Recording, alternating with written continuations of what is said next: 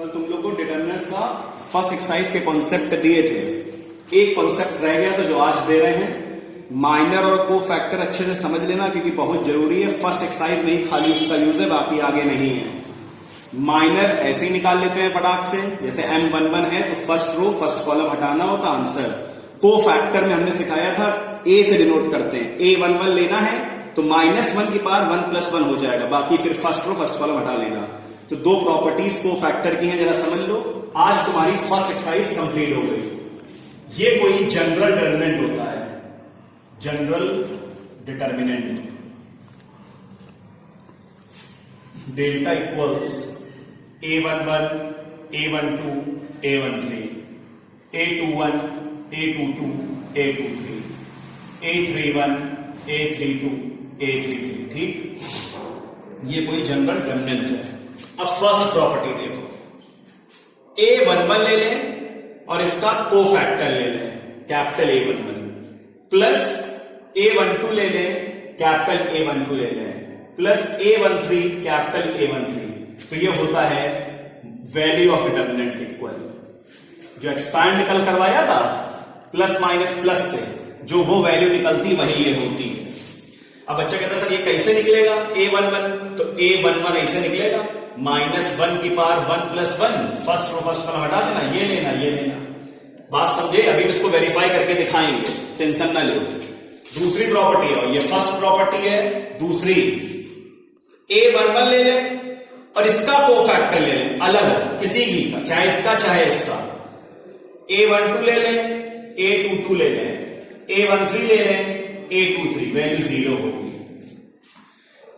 Some of the product of the elements of any row with their corresponding cofactor.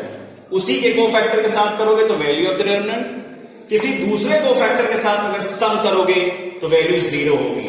एक सवाल तुमको verify करके दिखा रहा है, ये चीज समझो ध्यान से।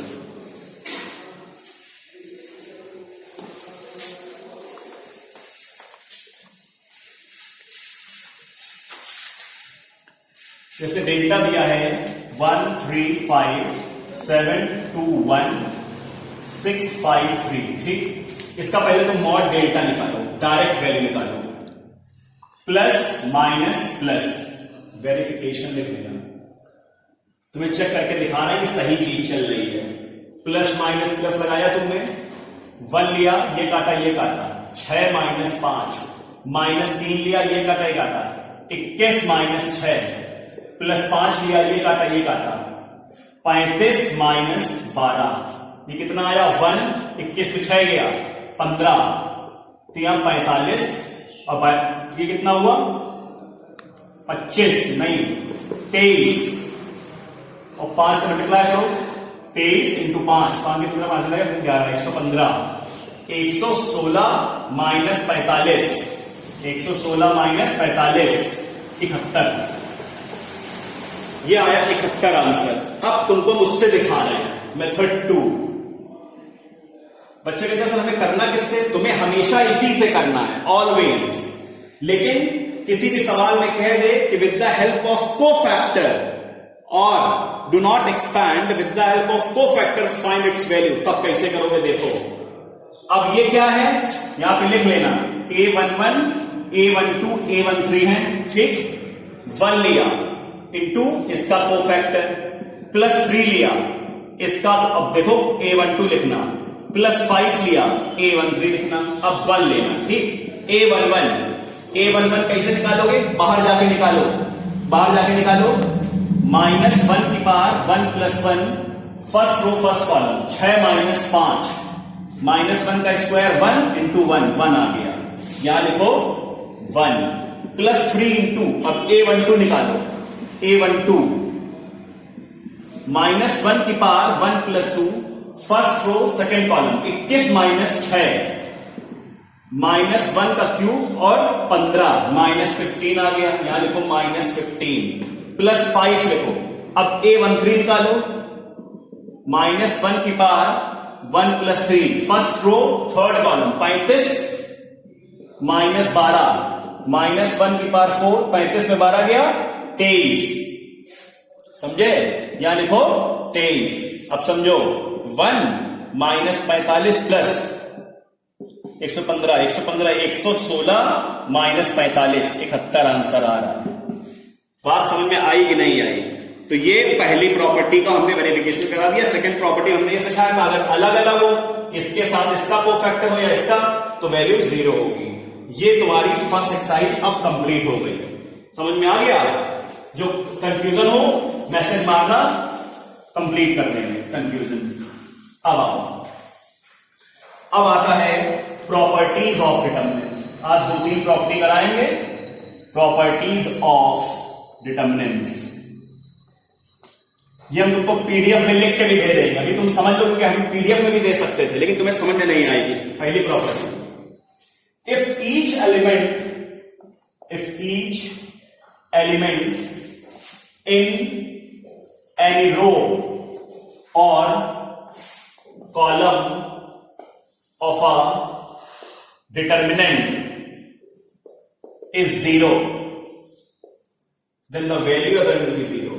Then the value of the determinant will be 0. Will be 0. ये प्रॉपर्टीज जितनी हम बता रहे हैं सब फर्जी हैं, कहीं नहीं लगेगी।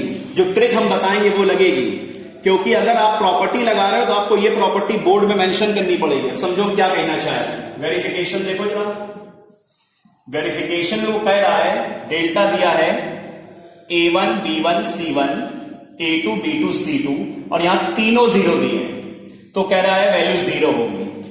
मॉड डेल्टा क्या होगा? 0। अब तुम अगर डायरेक्ट 0 लिख रहे हो तो सुनो ध्यान से, तुमको ये प्रॉपर्टी साइड में मेंशन करनी पड़ेगी, नहीं तो यही 0 निकालने के लिए 1 सेकंड लगता है। प्लस माइनस प्लस से एक्सपैंड कर दो, डायरेक्ट 0 आ गया, प्रॉपर्टी से बच जाओगे। तो मेरा एम यह है कि प्रॉपर्टी आप दिमाग में रखिए कॉम्पिटिटिव एग्जाम के लिए। बोर्ड एग्जाम में जैसे ही कोई डिटरमिनेंट आए आप उसको सॉल्व करो, एक्सपैंड करो, आपको अपने आप आंसर मिल जाएगा। प्रॉपर्टी 2 आओ, 0 की 2 होती है, एक ये हो गई, दूसरी देखो second, if any 2 rows or columns of a determinant are identical.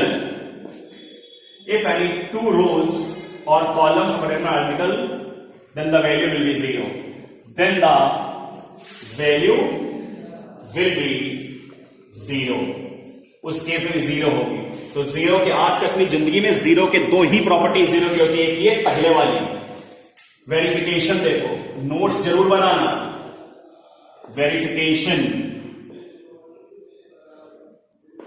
Delta दिया है A1 B1 C1 A2 B2 C2 और A1 B1 C1। ध्यान से देखो, ये 2 आइडेंटिकल है, दिख रही है? यहां लिख देना आइडेंटिकल, नीचे लिख देना 0। अब आपको मतलब डायरेक्ट लिख रहे हो तो फिर एक प्रॉपर्टी लिखनी पड़ेगी, नहीं तो अब क्या करो, इसको एक्सपैंड करो, आंसर 0 आएगा। समझ गए? अब आप थर्ड प्रॉपर्टी, आज 3 ही कराएंगे। If third property, if each element on one side of the principal, PALOT spelling, if each element on one side of the principal diagonal is 0, then the value will be the product of the diagonal elements. The product of the diagonal elements. समझो मतलब क्या हुआ, verification देखो। अभी बताएंगे principal diagonal क्या होता है। A1 B1 C1 A2 B2 C2 A3 B3 C3, ये 0 ये 0 ये 0। ये दुनिया में एक ऐसा डायगोनल है जिसको बोला जाता है प्रिंसिपल डायगोनल। प्रिंसिपल डायगोनल, ठीक। अब ध्यान से देखो, ये कोई डायगोनल नहीं होता इधर वाला, एक ही डायगोनल होता है, चाहे रिडंडेंट हो चाहे मैट्रिसेस हो। अब कह रहा है each element on one side, इस साइड मान लो तीनों जीरो है। If each element on one side of principal diagonal, इधर तीनों जीरो हो, मान लो ये भी तीनों जीरो हो, 1 2 3 4 6 जीरो हो गए। आंसर जब एक्सपैंड करोगे आएगा A1 B2 C3। फिर ध्यान से सुनो, ये प्रॉपर्टी थोड़ी डिफिकल्ट है। ये प्रिंसिपल डायगोनल है, इसके इस साइड सारे जीरो हो। बच्चे कहते हैं सर इधर तो सारे जीरो हैं, इधर भी सर अगर सारे जीरो हो तब भी, हाँ तब भी, तो एक साइड कहीं भी तीनों जीरो डायरेक्टली लिख दो। फिर वही वाली प्रॉब्लम है, कंफ्यूजन रहता है हमेशा इस प्रॉपर्टी में। आप एक्सपैंड करो, प्लस माइनस प्लस से यही आंसर आ जाएगा। Why to learn the property. मेरी रिस्पॉन्सिबिलिटी है कि हमें आपको प्रॉपर्टी लिखवानी है, बिकॉज बुक में दी है। कॉम्पिटिटिव एग्जाम में डायरेक्ट यूज कर सकते हैं आप, बाकी आपको केवल एक्सपैंड करना है, सारे आंसर्स आ जाएंगे। आज यहीं तक रखिए। तो वाह।